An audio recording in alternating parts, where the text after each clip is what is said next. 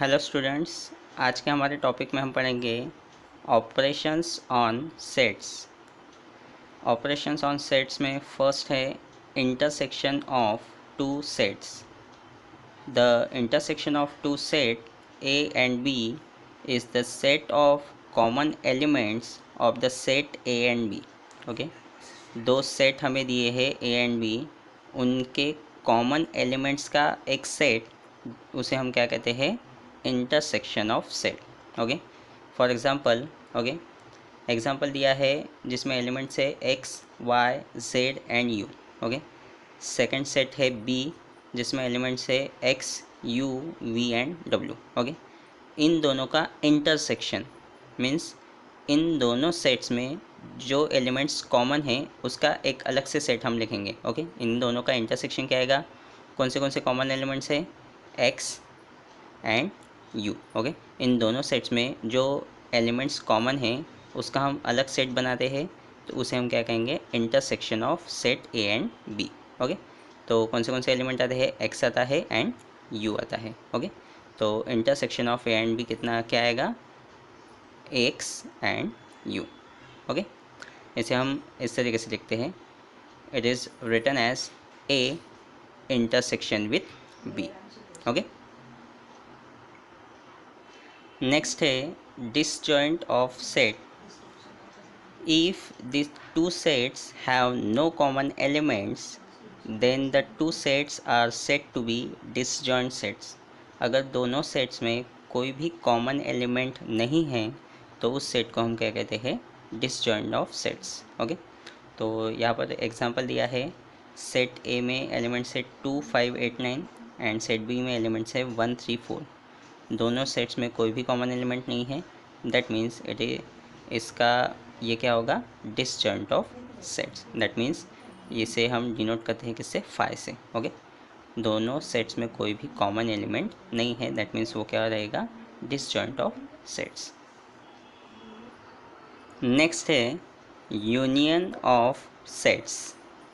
The union of two sets A and B is a set which consists of all the elements of set A as well as set B। Okay, अगर दो sets हमें दिए हैं A and B, इन दोनों sets का union means क्या होगा? कि इन दोनों के सभी एलिमेंट्स उस सेट में प्रेजेंट होने चाहिए। Okay, for example, set A में एलिमेंट्स है 3 4 5 6 एंड सेट बी में एलिमेंट्स है 5 6 7 8। ओके, तो इन दोनों का यूनियन अगर हम निकालते हैं तो उसमें कौन से एलिमेंट्स आएंगे? 3 4 5। 5 तो दोनों जगह है तो हम इसे एक बार ही लिखेंगे। 6 ये भी दोनों जगह है तो वो भी एक ही टाइम लिखेंगे। Then 7 and 8। That means union of sets में क्या आया? सेट ए के भी सभी एलिमेंट्स है एंड सेट बी के भी सभी एलिमेंट्स है। इसे हम कहते हैं union of sets. Okay, next है the number of elements in a set. Okay, हमें इस स्टेटमेंट को प्रूफ करना है, N of A union with B equals to number of elements in set A plus number of elements in set B minus number of elements in A intersection with B. Okay, तो इस statement को proof करना है हमें, तो यहाँ देखेंगे question में दिया है सेट ए में एलिमेंट से 3 5 9, सेट बी में एलिमेंट से 5 7 9 11। ओके, तो सेट ए में टोटल कितने नंबर ऑफ एलिमेंट्स है? सेट ए में टोटल 3 एलिमेंट्स है एंड सेट बी में टोटल 4 एलिमेंट्स हैं। ओके, देन अब हम फाइंड आउट करेंगे A union with B. Okay, A union with B, तो ए यूनियन विथ बी निकालना है। दैट मीन्स क्या होता है इस सेट में? क्या होता है कि सेट ए के भी सभी एलिमेंट्स इसमें आते हैं एंड सेट बी के भी सभी एलिमेंट्स आते हैं। दैट मीन्स इसमें आएगा 3 5 7 9 एंड 11। ओके, अगर हम चेक करेंगे तो ए के भी सभी एलिमेंट्स इसमें आ गए हैं 3 5 9 एंड बी के भी एलिमेंट्स आ गए हैं 5 7 9 11। ओके, तो n of therefore N of A union with B is equals to, कितने एलिमेंट्स आ गए हैं total, 3 and 2 5, total 5 elements. Similarly A intersection with B निकालते हैं। Okay, A intersection with B. अब ए इंटरसेक्शन विद बी में क्या होता है कि इन दोनों सेट्स में जो कॉमन एलिमेंट्स है वो एलिमेंट्स हम इसमें लिखते हैं। तो कौन से कॉमन एलिमेंट्स है यहाँ पर, 5 एंड 9। ओके, सिर्फ कॉमन एलिमेंट्स हम इंटरसेक्शन में लिखते हैं। So therefore N of A intersection with B equals to, okay, so कितने एलिमेंट्स कॉमन है, 2। नाउ अब कंपेयर करते हैं हम लोग। ओके, स्टेटमेंट ये पॉसिबल है या नहीं चेकआउट करते हैं। ओके, तो first n of A plus N of B minus N of A intersection with B. Set A में कितने एलिमेंट्स है, 3। सेट बी में एलिमेंट्स है 4 minus set A intersection with B में कितने एलिमेंट्स है, 2। तो ये होता है 3 + 4 7, 7 - 2 5। ओके, दैट मीन्स यहाँ पर इस पूरे इक्वेशन को सॉल्व करने के बाद टोटल कितने कितने एलिमेंट्स हमें मिलते हैं, 5। तो यहाँ देखिए n of A union with B equals to कितना होता है, 5। तो यही हमें मिलता है equals to N of A union with B. Okay, तो ये एक रिलेशन प्रूफ हो रहा है यहाँ पर। तो इस स्टेटमेंट को हमें हमारे नेक्स्ट प्रैक्टिस सेट 1.4 में यूज़ करना है। प्रैक्टिस सेट 1.4 का फर्स्ट क्वेश्चन देखते हैं। क्वेश्चन में दिया है number of elements in set A equals to 15, number of elements in A union with B is 29, number of elements in A intersection with B is 7 and number of element in set B हमें निकालना है। Okay, तो यहाँ हम formula use करेंगे N of A union with B equals to N of A plus N of B minus N of A intersection with B. Okay, so N of A union with B कितने number of elements हैं, 29। Then set A में elements है 15, set B के elements हमें find out करने हैं, minus intersection में कितने एलिमेंट्स है, 7। सिंप्लीफाई करते हैं। सो 29 इक्वल्स टू 15 - 7 करेंगे तो 8 plus number of elements in set B, plus 8 को इधर ट्रांसपोज कर देते हैं। सो 29 - 8 हो जाएगा equals to number of elements in set B. So therefore N of B equals to, इसका आंसर कितना आना चाहिए, 21। दैट मीन्स सेट बी में टोटल 21 एलिमेंट्स रहेंगे। नेक्स्ट क्वेश्चन में दिया है in a hostel there are 125 students out of which 80 drink tea, 60 drink coffee and 20 drink both coffee and tea. Find the number of students who do not drink tea और coffee. Okay, एक hostel में total 125 students है, उसमें से 80 students चाय पीते हैं, 60 students coffee पीते हैं एंड 20 स्टूडेंट्स चाय एंड कॉफ़ी दोनों पीते हैं। हमें क्वेश्चन में कहा है find the number of students who do not drink tea और कॉफ़ी। ओके, तो सबसे पहले मैं यहाँ कंसिडर करूँगा let set A. Okay, set A students who drink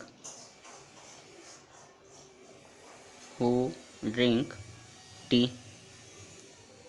okay, set A किसके लिए डिनोट किया हमने, ऐसे स्टूडेंट जो चाय पीते हैं। Then set B number of students who drink coffee and एक सेट यू कंसिडर करेंगे total number of student, total number of students. Okay, तो एन ऑफ ए, ओके, ऐसे कितने स्टूडेंट्स है जो चाय पीते हैं? ओके, टोटल 80 स्टूडेंट्स है, सो एन ऑफ ए कितना हो जाएगा? 80। देन ऐसे कितने स्टूडेंट्स है जो कॉफ़ी पीते हैं? वो है 60, सो एन ऑफ बी हो जाएगा 60। देन फिर कहा है 20 स्टूडेंट ऐसे हैं जो कॉफ़ी एंड टी दोनों पीते हैं। Okay, that means T and coffee दोनों दोनों के लिए क्या है? कॉमन है। ओके, तो that means n of A intersection with B. Okay, intersection में हम लोग क्या करते हैं कि कॉमन, जो कॉमन है वही एलिमेंट्स लिखते हैं।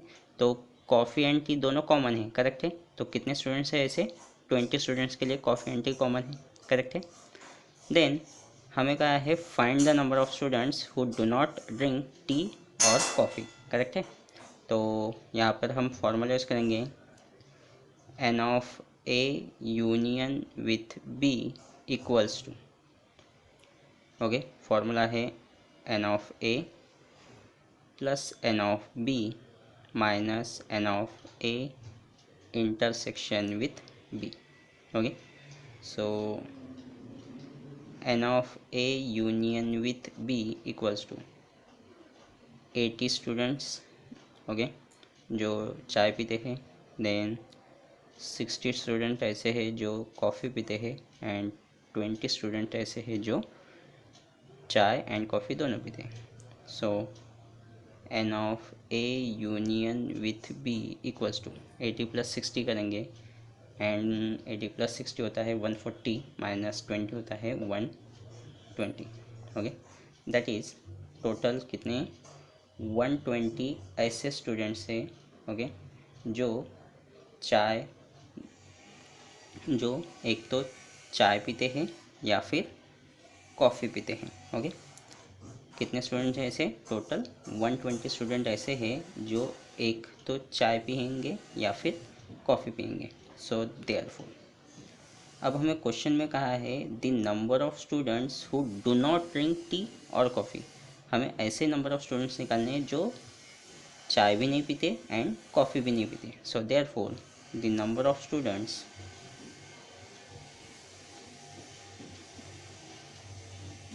the number of students who do not drink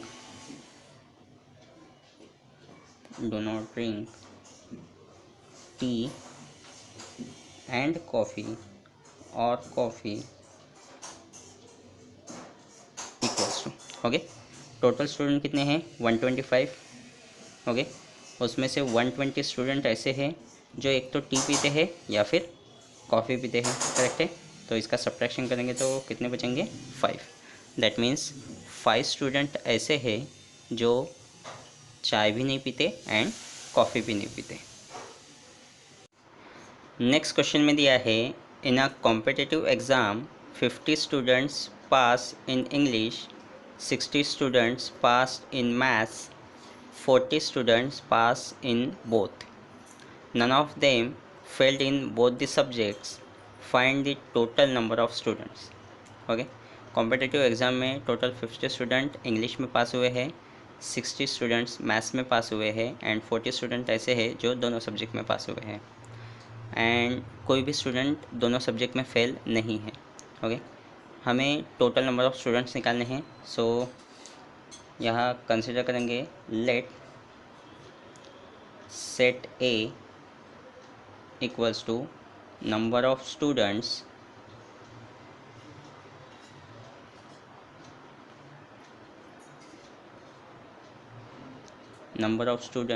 who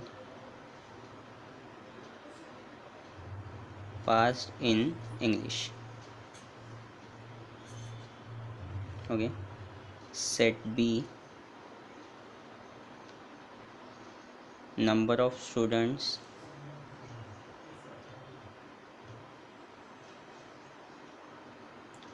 who passed in maths। okay, so N of A, कितने नंबर ऑफ स्टूडेंट्स है जो इंग्लिश में पास हुए हैं 50. Then number of student who passed in maths में pass होने वाले कितने हैं 60. एंड 40 स्टूडेंट ऐसे हैं जो दोनों सब्जेक्ट में पास हुए हैं. करेक्ट है. So N of A intersection with B. Okay, intersection में क्या आता है कि दोनों सब्जेक्ट्स आते हैं. सो 40. ओके, देन यहाँ हम फॉर्मूला यूज़ करेंगे. N of A union with B equals to N of A plus N of B minus N of A intersection with B. Okay, यहाँ वैल्यू पुट करते हैं. So N of A union with B equals to 50 student. N of A, N of B की value है कितनी 60 minus N of A intersection with B की value है 40. तो n of A union with B equals to, ऐसे simplify करेंगे तो 50 plus 60 होता है 110 माइनस 40 करेंगे तो आंसर आएगा 70.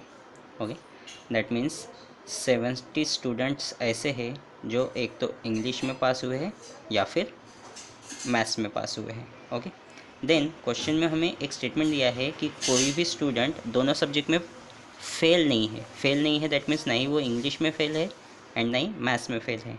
करेक्ट है. तो 70 स्टूडेंट ऐसे हैं जो एक तो इंग्लिश में पास है या फिर मैथ्स में पास है. तो यही हमारा फाइनल आंसर रहेगा क्योंकि कोई भी स्टूडेंट फेल नहीं हुआ है. करेक्ट है.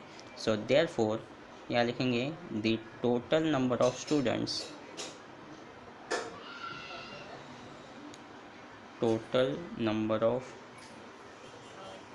स्टूडेंट्स इक्वल्स टू कितना रहेगा 70.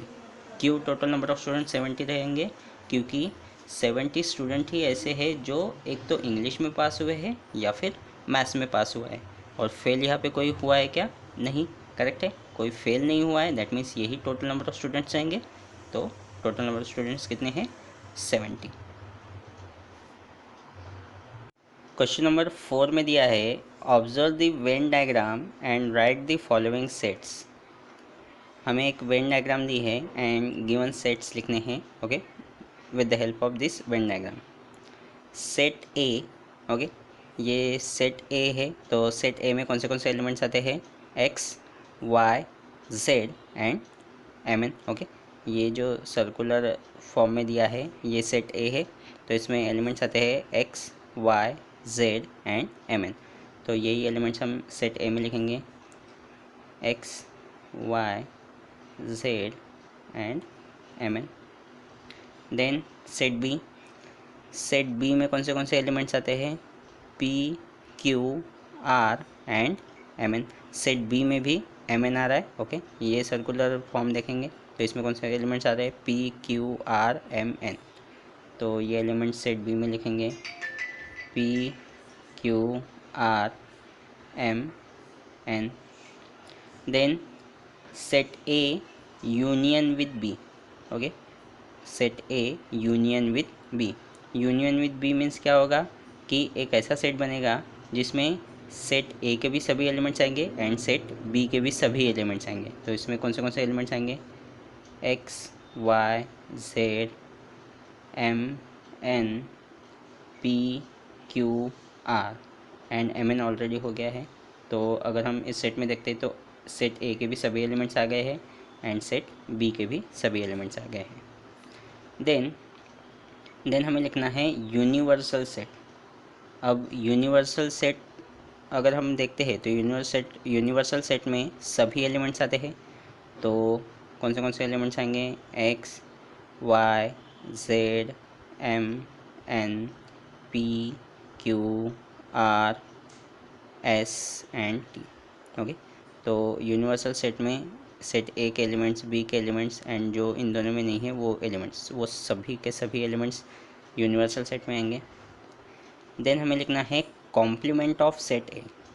ओके, तो कॉम्प्लीमेंट ऑफ सेट ए अगर हमें निकालना है तो दैट मीन्स क्या होता है सेट ए में जो एलिमेंट्स हैं उन एलिमेंट्स को छोड़कर, ओके, जो अदर एलिमेंट्स यूनिवर्सल सेट में हैं वो उसके कॉम्प्लीमेंट, सेट ए के कॉम्प्लीमेंट में आएगा।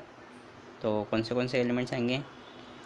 एक्स वाई जेड उसमें है, एम एन भी है उसमें, तो इसमें आएगा P Q R S T.